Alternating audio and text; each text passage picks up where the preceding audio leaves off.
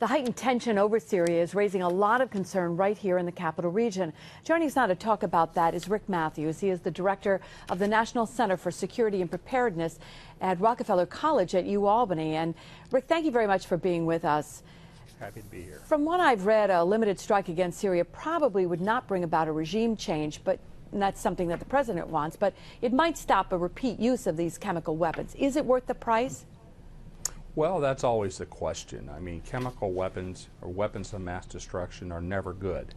And obviously, if we can get rid of those things, they can't be used again against innocent people or against soldiers or against us.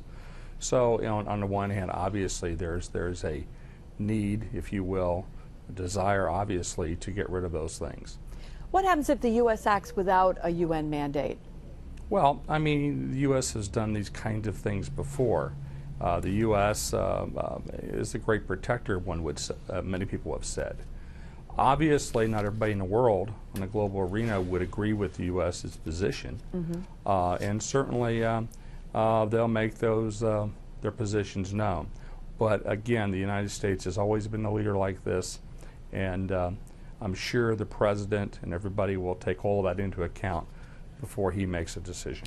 For one, Iran is threatening perilous consequences to the region if there is a military strike. What does that mean? Well, it means Iran says those kind of things lots of times. It means that they're going to back their neighbor, if you will. They certainly don't want the United States taking an action unilaterally against Syria or any other country in that matter.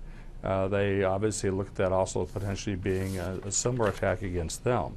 So obviously, if we're able to do that against one country, in their minds, why couldn't we do that against them? And they certainly don't want that. And just very quickly, if you can, what do you think will happen?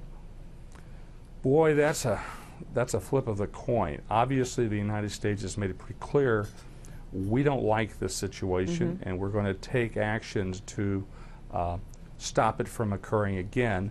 And again, we're invoking the support of our allies, hopefully the UN. Obviously, the issue we've got the UN Security Council is the potential vetoes there of Russia or China, and that's always looming ahead of us. All right. Well, we hope you'll be along as this all continues to play out and give us your expertise and insight into just what we're hearing and what we're learning. Thank you very much for being with us today.